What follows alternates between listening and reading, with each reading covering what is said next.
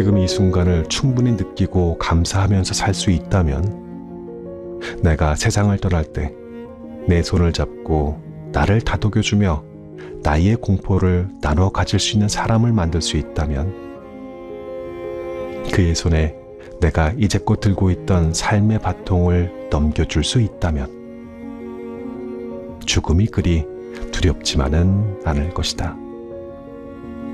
그리고 죽음은 끝이 아니라 삶의 연속된 한 부분이라는 사실을 받아들일 수 있다면 죽음은 오히려 내 인생을 최종적으로 완성시키는 과정이 될 것이다. 나도 그렇게 조용히 죽음을 맞이하고 싶다. 그것이 나의 마지막 바람이다.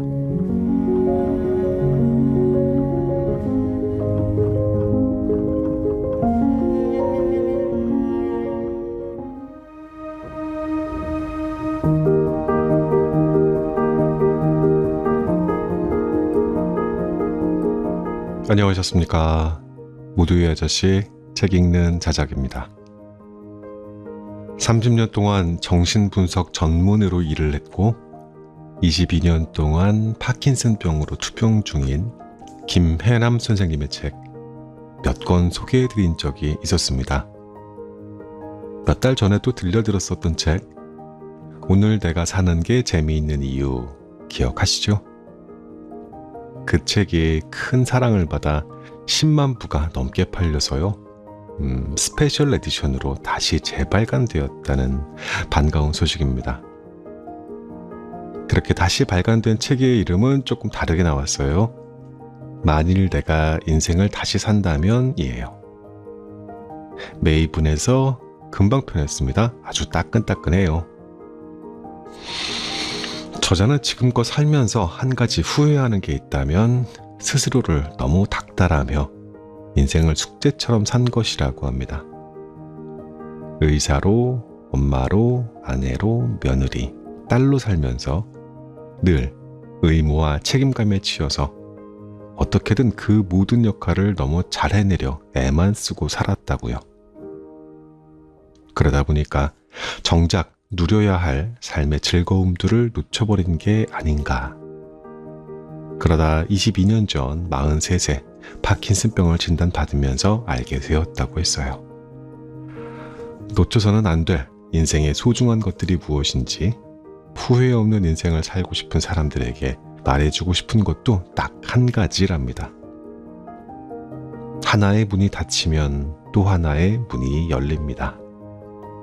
부디 더 이상 고민만 하지 말고 그냥 재미있게 사십시오.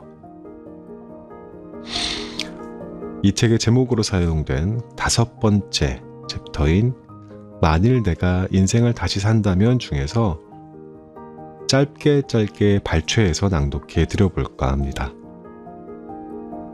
김해남 선생님의 글은 좀 특징이 있어요. 하나의 주제를 다양한 경험과 상담 사례, 책이나 영화에서의 그 인용을 통해서 독자가 그 주제에 대해서 충분히 젖어들 수 있게 해주시죠.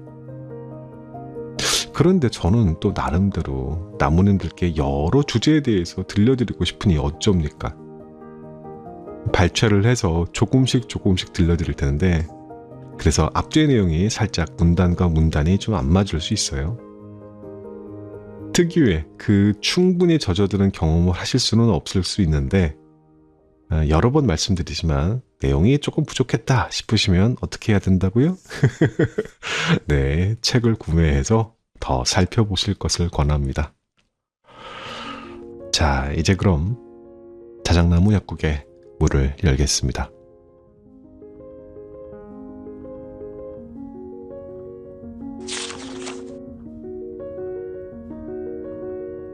더 많은 실수를 저질러 볼 것이다. 새는 알을 깨고 나온다.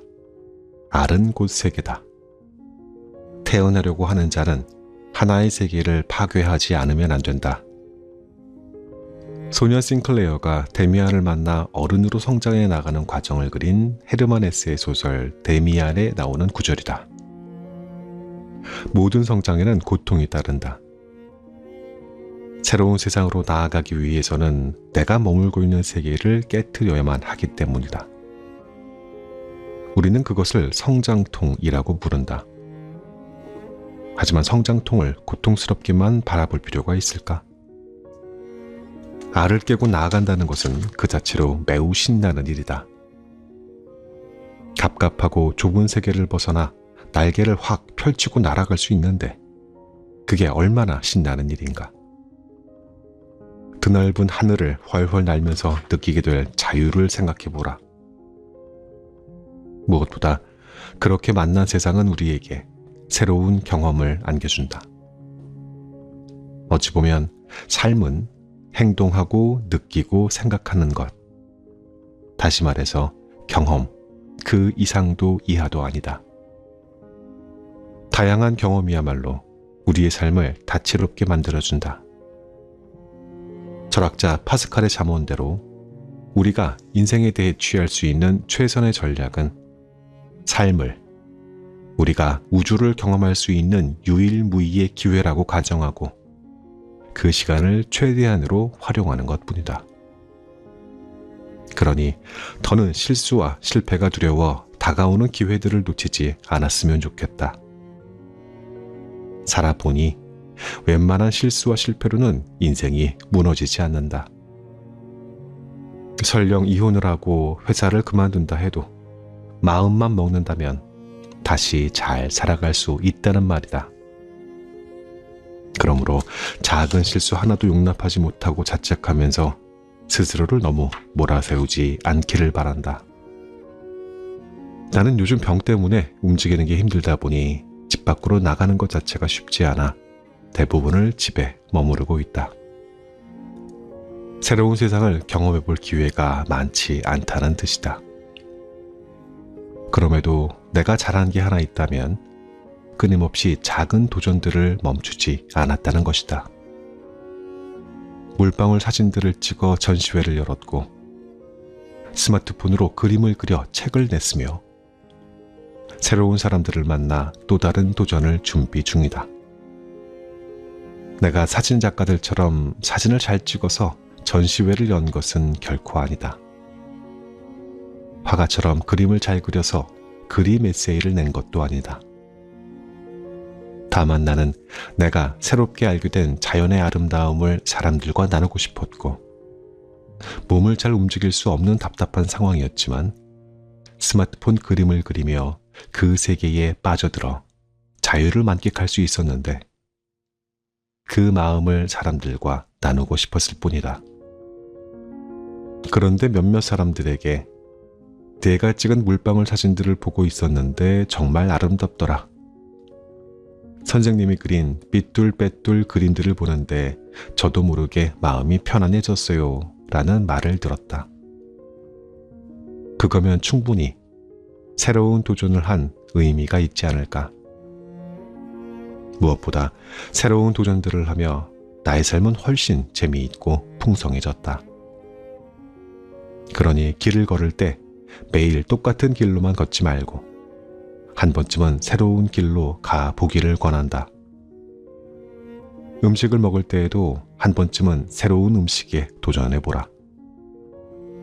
친구를 만날 때에도 늘 가던 장소가 아닌 아주 낯선 곳에서 만나보라.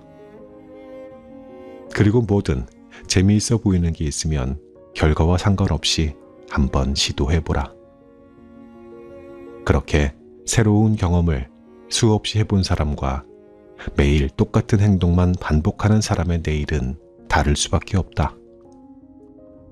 만일 내가 인생을 다시 산다면 더 많은 실수를 저지르며 살고 싶다. 쏜살같이 지나가는 시간 속에서 나는 더 많은 도전을 하고 웬만한 일은 두려워하지 않을 것이다. 그렇게 쌓인 경험들이 얼마나 값진지를 알기 때문이다.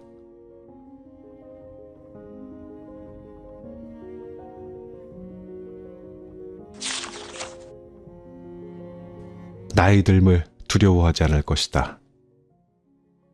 말하기 부끄럽지만 10대 때에는 나이 든 사람들을 보며 무슨 재미로 이 세상을 사나 생각했었다. 표정 없는 지친 얼굴 위에 깊게 패인 잔주름이 고된 세월과 그들의 시름을 말해주는 것 같았다. 그래서 저렇게 살 바엔 차라리 늙기 전에 죽고 싶다는 생각을 하기도 했다. 그런데 어느새 나도 그만큼 나이를 먹어버렸다. 내 몸과 마음 구석구석에는 세월의 흔적들이 새겨져 있다. 그러나 다행히 10대 때 품었던 두려움은 괜한 것이었음을 알게 되었다. 나는 요즘 산다는 게 너무도 재미있고 흥미롭다. 그래서 만일 10대 때의 나처럼 생각하는 아이를 만난다면 자신 있게 얘기해주고 싶다. 나이 든다는 것은 그렇게 무섭고 슬픈 일은 아니란다. 그건 나름대로 참 좋은 일이야. 세월은 젊음을 앗아가지만 그만큼의 다른 선물을 주거든. 물론 탄력 있는 피부와 생기 넘치는 예쁜 얼굴, S라인의 탄탄한 몸매와 초콜릿 복근의 역삼각형 몸매 등 젊음을 숭배하는 현대사회에서 나이 든다는 것은 인류학자 마거릿 미디의 말처럼 젊은이들의 세상에 온 이방인이 되어버리는 쓸쓸한 일일지도 모른다. 그럼에도 나는 지금의 내가 좋다. 20, 30대 시절의 예민함이나 방황, 열정이 가져다주는 고통을 또다시 경험하고 싶지는 않기 때문이다. 인생의 의미를 찾아 방황했던 10대, 닥치는 대로 공부하며 정신없이 보낸 20대, 가정을 꾸리고 두 아이를 키우며 치열하게 보낸 30대, 꿈을 펼쳐보려고 했더니 병이 찾아온 40대를 넘어 병마와 싸우며 60대 중반에 들어선 지금까지 돌이켜보면 참 많은 일이 있었는데 그 일들을 거쳐 지금의 내가 있다. 그리고 그렇게 세월을 거치며 단단해진 나 자신이 좋고 세상에 대해 좀 더 깊은 이해를 하게 되고 웬만한 일들은 수용할 수 있는 여유로움을 갖게 된 지금이 좋다. 어떻게 살아야 행복한지, 삶에서 진정으로 중요한 게 무엇인지 볼 수 있는 눈 또한 세월이 내게 준 소중한 선물이다. 어떻게 늙는 것이 잘 늙는 것인지에 대한 정답은 없다. 노년기는 활동적이고 혈기왕성한 시기가 될 수도 있고 한 발 뒤로 물러난 고요한 시기가 될 수도 있다. 또 우리가 이제껏 알고 항해해온 것들을 다지거나 혹은 탐험을 시작하는 시기가 될 수도 있다. 안락 의자에 앉아 몸을 흔들며 노년기를 보내는 것이 어떤 노인에게는 좋은 시간이 될 수도 있다. 인생을 어떻게 살아야 한다는 특별한 기준은 없다. 각자 자신이 살아온 방식대로 혹은 자신에게 가장 만족스러운 방식대로 살아가는 것이 최선의 삶이다. 나이 듦을 어떻게 바라볼 것인가에 대한 내 이야기가 너무 싱겁다고 느낄지도 모르겠다. 하지만 나는 이렇게 말하고 싶다. 결국 중요한 것은 두려워하지 말아야 한다는 것이다. 노인들은 이제껏 그들의 인생을 살아오면서 크고 작은 굴곡을 지나고 삶의 쓴맛 단맛을 다 경험하며 성실하게 자신의 운명을 개척해왔다. 앞으로도 계속 그렇게 나아가면 된다. 우리가 어린 시절부터 쭉 그래왔듯이 다만 내 인생은 결국 내 책임이라는 사실 하나만 정확히 알고 있으면 된다. 그런 의미에서 나는 50이 넘으면서부터 종종 어떤 할머니가 되고 싶은지 그려보곤 했다. 그때 나는 미처 발견하지 못했던 세상의 세세한 부분에 감탄하며 더 많은 것들을 보고 듣고 느낄 수 있는 할머니가 되고 싶다고 했었다. 생의 불합리와 부조리를 웃어넘기는 여유와 포용력을 가진 따뜻하고 유쾌한 할머니가 되고 싶다고. 손주들이 힘들 때 마음 놓고 푸념할 수 있는 할머니가 되면 참 좋겠다고도 했다.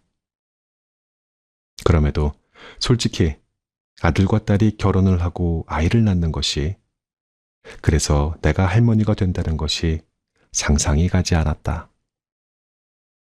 그런데 어느덧 세월이 흘러 나에게는 2명의 손자가 생겼다. 그렇게 막상 할머니가 되어 보니 50대 때 내가 생각했던 것들이 욕심이었다는 생각이 든다. 너무 완벽한 할머니상을 그리고 있었다는 생각이 드는 것이다. 왜냐하면 나는 너무 서툰 초보 할머니이기 때문이다. 집에 놀러 온 지 얼마 되지 않았는데 손자들이 가겠다고 하면 서운해서 그 마음을 감추지 못하고 결혼한 딸에게 왜 자주 집에 오지 않느냐고 푸념을 늘어놓기도 한다. 무엇보다 손자들이 커가는 모습을 오래도록 지켜봐주고 싶은데 그럴 수 없을까봐 마음이 조급해진다. 그래서 나에게는 이 모든 순간순간이 귀한데 그런 내 마음을 몰라주는 딸과 손자들에게 종종 서운한 마음이 든다. 그럴 때마다 나는 참 멀었다는 생각을 하게 된다. 언제쯤 나는 따뜻하고 유쾌한 할머니가 될 수 있을까? 그나마 다행인 것은 나에게는 아직 시간이 남아있고 그 시간 동안 조금은 노력해 볼 수 있다는 것이다. 그래서 나는 여전히 나의 미래가 기대된다. 그것이 내가 나이 듦을 두려워하지 않고 기꺼이 받아들이는 이유다.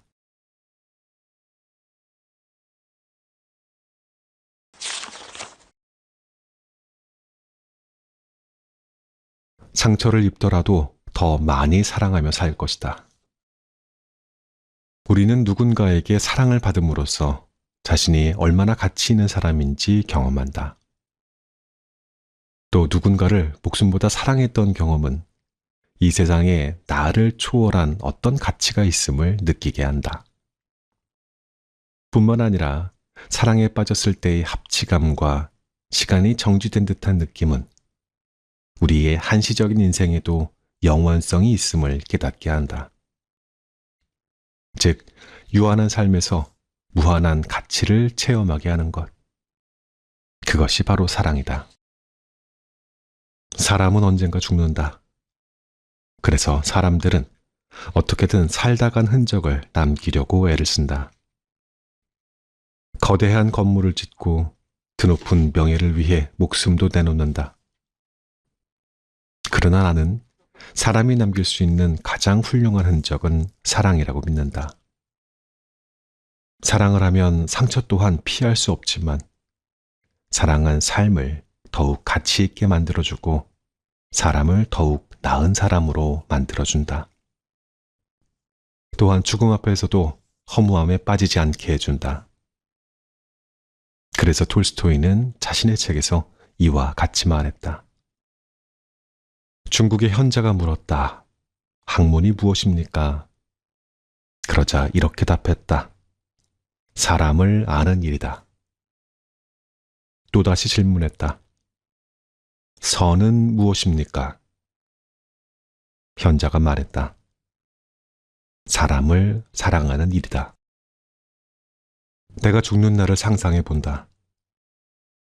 내 옆에서 두려움에 벌벌 떠는 나의 손을 꽉 잡아주고 사랑한다고 속삭여줄 수 있는 사람이 있다면, 그리고 내가 사랑한다고 말해줄 수 있는 사람이 있다면, 그럴 수 있다면, 그것은 내가 생에서 누려야 할 사랑을 충분히 주고 받았다는 증거일 것이다.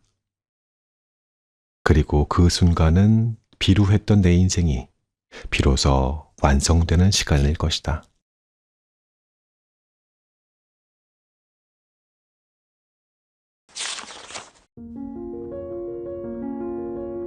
한 번쯤은 무엇에든 미쳐볼 것이다.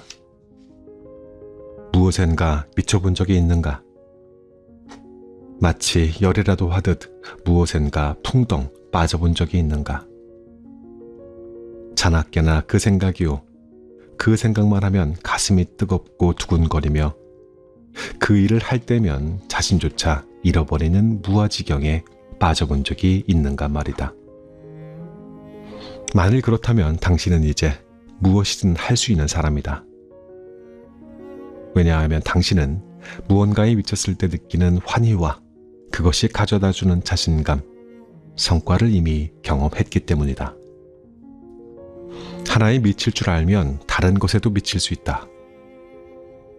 열애에 빠진 사람에게 세상이 신비롭고 아름답게 보이는 것처럼 어느 하나에 미치게 되면 세상과도 연애를 하게 된다.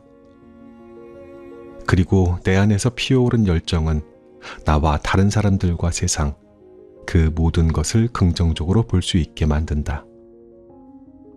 더 나아가 교육심리학자인 미하이 칙센트미하이 교수는 인생에서 중요한 것은 나만의 삶의 방식을 찾아내는 일이라고 주장하며 무언가에 빠져서 몰입하는 시간이 자신만의 삶의 방식을 찾아내는 일을 가능하게 한다고 말한다.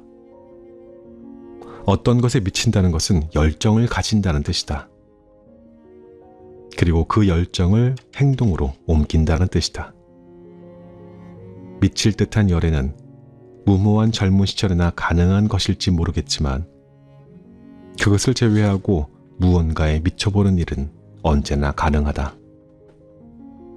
그러니 한 번쯤은 일이든 취미든 인생의 의미를 부여할 수 있는 일에 당신을 다 던져보라.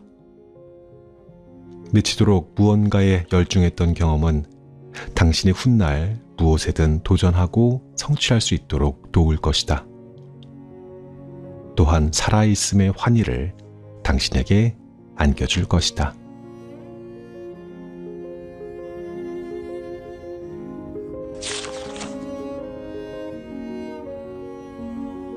힘들 때일수록 유머를 잃지 않을 것이다. 웃을 수 없는 사람은 불행한 사람이다. 그러한 사람은 우리에게 있는 불합리한 면들을 견디지 못한다. 대부분 자신에게 지나치게 엄격한 사람은 웃음이 없다. 웃음을 잃어버린 사람은 사고도 굳어 있을 수밖에 없다. 늘 모든 것이 엄숙함과 진지함 속에서 진행되어 긴장하게 되고 피로해져서 일의 의미와 재미마저 잃게 된다. 반대로 항상 웃고 쾌활하게만 보이는 사람도 역시 기본적으로는 불행한 사람이다. 왜냐하면 그는 자신의 슬픔을 부정하고 이에 대한 반동으로 모든 일에 웃음을 보이기 때문이다. 마치 울지 않기 위해서 웃으려는 것과 같다. 그러나 정상적인 사람들은 웃음을 통해 자신의 공격성을 조절하는 법을 배우고 그것을 두려워하지 않기 때문에 웃어야 할 때 웃을 수 있다. 인간에게 가장 큰 재앙은 죽음이 아니라 살아가는 동안 내면에서 죽어가는 것들이다. 슈바이처의 이 말은 우리에게 가장 큰 재앙은 죽음이나 이별이 아니라 그러한 인생의 비극 속에서 웃을 수 있는 능력이 없는 것이라고 일러준다. 웃음을 잃어버리면 감정적인 여유마저 잃게 된다. 건강한 어른으로 살아가려면 유머를 사용하고 즐길 줄 알아야 한다. 어른으로 살아가기 위해 어쩔 수 없는 상실을 인정하고 흘려보내며 그 상실과 슬픔을 잘 감싸 안기 위해 우리에게는 유머가 꼭 필요한 것이다. 그러나 무엇보다 중요한 건 유머러스한 눈으로 세상을 바라보는 것이다. 그것이야말로 불합리하고 우스꽝스러운 삶을 껴안는 최선의 방법이다. 하지만 자신과 세상에 대해 유머러스한 태도를 가지기 위해서는 기본적으로 심리적인 안정과 유연함을 갖추고 있어야 한다. 또한 좌절과 모순, 상실을 견딜 수 있는 힘도 필요하다. 인생의 희로애락을 경험한 사람들이 짓는 잔잔한 웃음이 가치 있게 보이는 것은 바로 그 웃음이 모순을 겪고 난 뒤에 현실을 긍정하는 태도에서부터 배어 나오기 때문이다. 그러므로 유머 감각이 없다고 너무 고민하지 말고 우선 쉽게 흥분하지 않는 법, 상황을 파악하는 힘부터 기를 필요가 있다. 그리고 인생의 다양한 측면을 포용하도록 노력해야 한다. 그래야만 당신을 포함한 모든 사람을 웃음으로 껴안을 수 있을 테니까 말이다. 니체는 말했다. 환하게 웃는 자만이 현실을 가볍게 넘길 수 있다고. 그러니 맞서 이기는 게 아니라 유머러스하게 넘어서는 것이 중요하다고.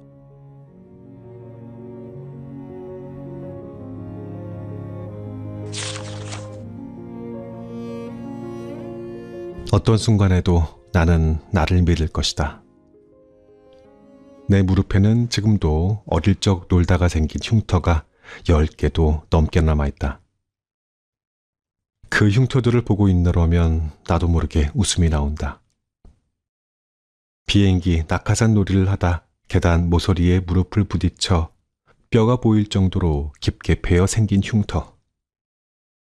이 안에는 같이 놀던 친구들이 모두 놀라 얼굴이 하얗게 변했던 기억이 함께 묻혀 있다. 이 푸른 자국은 연필을 들고 뛰다가 넘어져 연필심이 박힌 흔적이고, 그때 아버지는 연필심을 빼주며 나보고 조심성이 없다고 나무랐다. 무릎 가운데 지도처럼 남아있는 큰 흉터는 넘어져서 생긴 상처에 화상연고를 잘못 발라 생긴 것이다.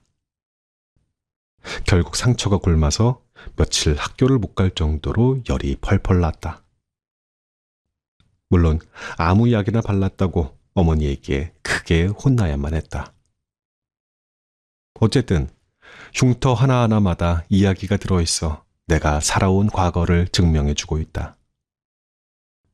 어릴 적에는 흉에서 자꾸 신경이 쓰이고 가리고만 싶었던 흉터들이 지금은 오히려 그러한 과거를 거쳐 지금 여기에 내가 존재하고 있음을 알려주는 삶의 기록이 된 것이다. 그런데 몸뿐만 아니라 내 마음에도 여기저기 크고 작은 흉터들이 산재해 있다. 어쩌면 내가 기억하기 훨씬 전부터 흉터는 이미 있었을지도 모른다. 왜냐하면 내가 기억하는 한 내가 가질 수 있는 것은 원하는 것보다 훨씬 적었기 때문이다. 엄마와 아빠, 가족, 선생님, 친구들로부터 사랑과 인정을 받고 싶은 욕구가 그만큼 크기도 했고, 또 세상이 내 중심으로 돌아가 주었으면 좋겠는데 세상은 내게 그리 호락호락하지 않았다. 그러다 보니 여기저기 깨지면서 상처를 많이 입었고, 아물던 상처가 덧난 적도 많았다. 그뿐이랴. 상처 하나가 아물기도 전에 또 다른 상처를 입기도 했다. 부끄러워서 가리고만 싶었던 흉터들. 그러나 지금 나는 내 흉터 하나하나를 사랑한다. 상처를 입고 그것이 회복되어 가는 흉터로 남고, 다시 상처를 입고 그것이 아물어 또 다른 흉터가 되는 동안 나는 더욱 성장하면서 인생을 배웠다. 결핍과 상실로 인해 상처를 입고, 때론 그것들을 메우기 위해 부단히 노력하고, 때론 견디는 법을 배우며 인생을 만들어 나아가는 것. 그러면서 더욱 풍요로워지는 삶을 경험하는 것이 인간이지 싶다. 그러므로 흉터는 우리가 어떻게 받아들이느냐에 따라 삶의 훈장이 될 수도 있고, 숨기고 싶은 창피한 흔적이 될 수도 있다. 만일 몸과 마음에 감추고 싶은 큰 흉터가 있다면 더 이상 그 흉터 때문에 괴로워하지 마라. 그럴수록 생채기만 더 날 뿐이다. 왜? 상처는 벌써 아물었는데에도 그 흔적 때문에 괴로워해야 하는가? 당신도 지금 좌절과 절망의 늪에 빠져 있는가? 그렇다면 기억하기를 바란다. 신은 우리에게 고난과 상처를 주지만 그것을 극복해 나아갈 수 있는 회복 탄력성 또한 선물로 주었다는 것을. 그러므로 나는 믿는다. 지금 겪는 고통이 끝이 없어 보인다 해도 당신은 분명 자신을 추스른 다음 움직일 것이고, 하루하루를 이겨낼 것이고, 다시금 앞으로 나아갈 거라고. 그러니 힘든 상황을 헤쳐나가고 싶다면 가장 먼저 당신이 스스로를 믿을 수 있어야 한다. 그러면 지금껏 그래왔듯 당신 내부에 잠재되어 있던 놀라운 힘을 든든한 지원군으로 삼아 어디든지 갈 수 있을 것이다.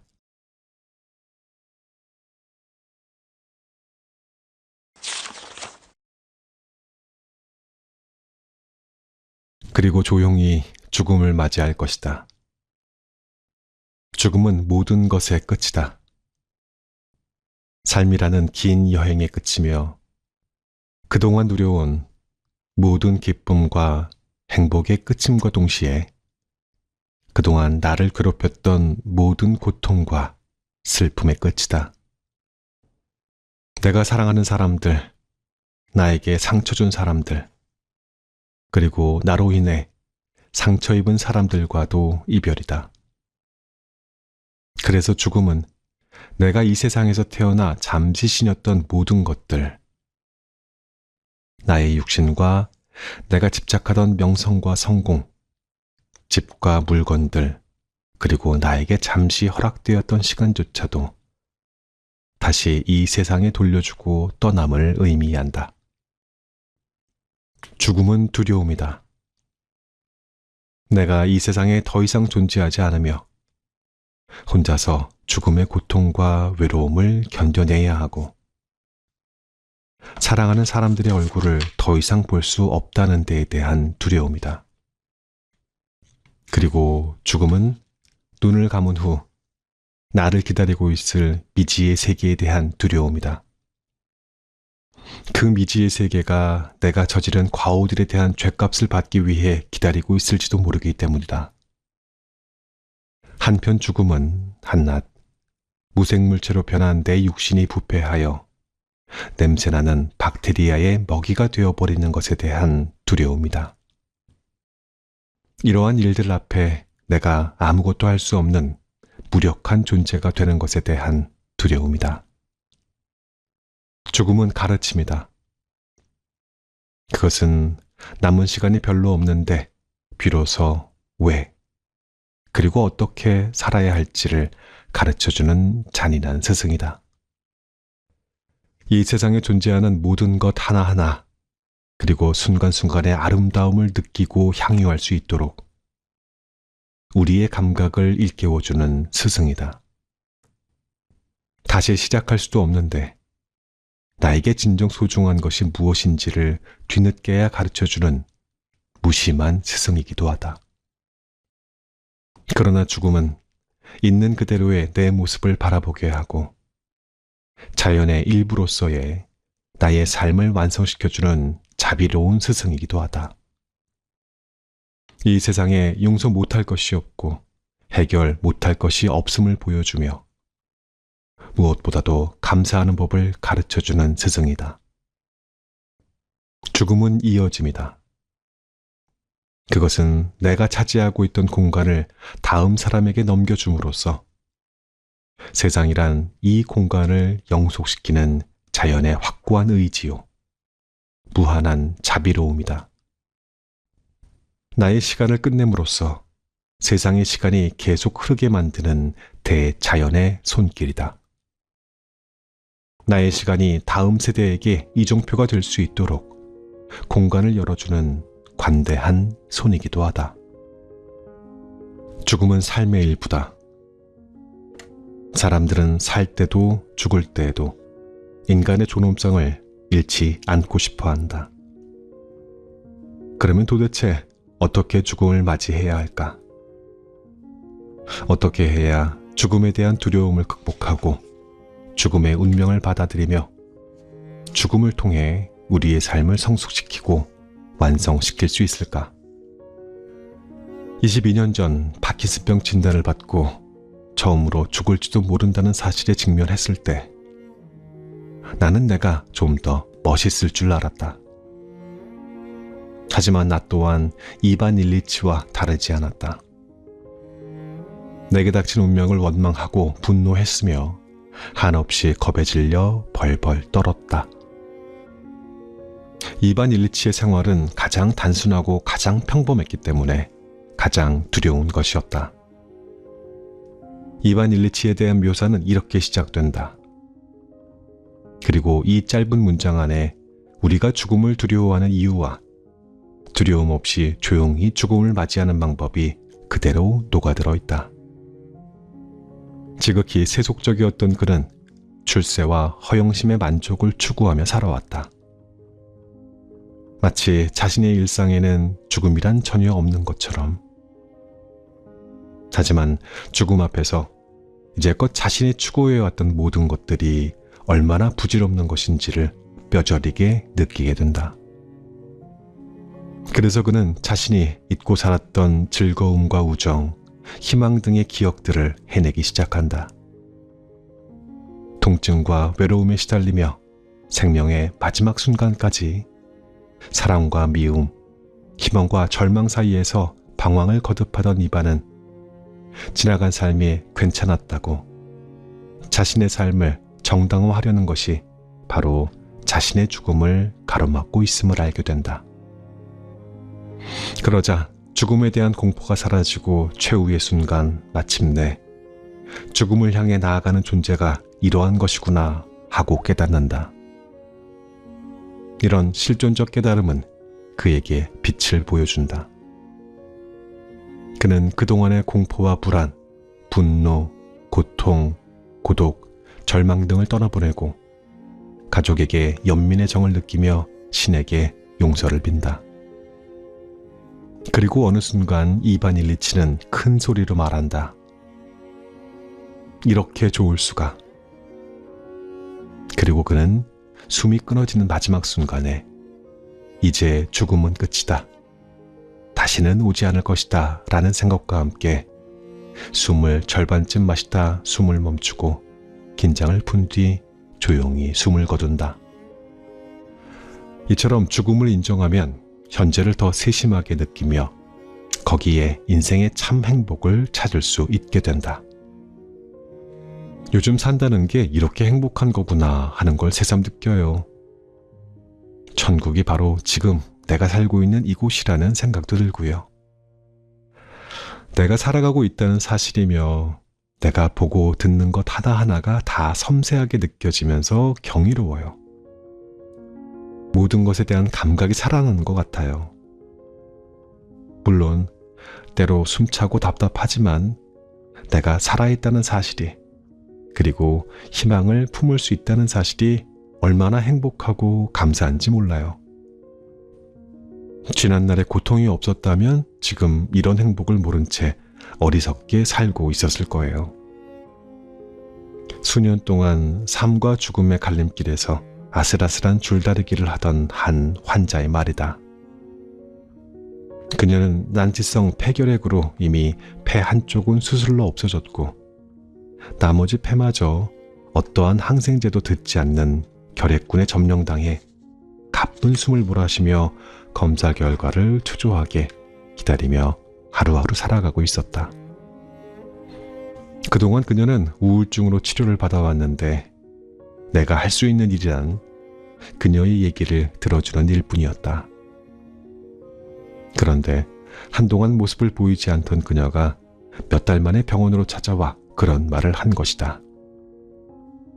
이제 더 이상 균이 발견되지 않으며 약도 끊었다고 했다. 그녀의 환한 미소로 오히려 나를 치료해주고 갔다. 이처럼 죽음에 대한 두려움을 극복하는 방법은 거창한 것이 아니라 바로 순간순간의 삶 속에 있다. 지금 이 순간을 충분히 느끼고 감사하면서 살 수 있다면 내가 세상을 떠날 때 내 손을 잡고 나를 다독여주며 나의 공포를 나눠 가질 수 있는 사람을 만들 수 있다면 그의 손에 내가 이제껏 들고 있던 삶의 바통을 넘겨줄 수 있다면 죽음이 그리 두렵지만은 않을 것이다. 그리고 죽음은 끝이 아니라 삶의 연속된 한 부분이라는 사실을 받아들일 수 있다면 죽음은 오히려 내 인생을 최종적으로 완성시키는 과정이 될 것이다. 나도 그렇게 조용히 죽음을 맞이하고 싶다. 그것이 나의 마지막 바람이다.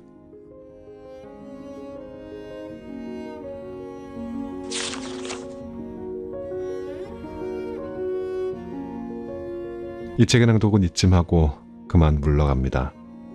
또 좋은 책 가지고 금방 돌아올게요. 그때까지 안녕히 계십시오.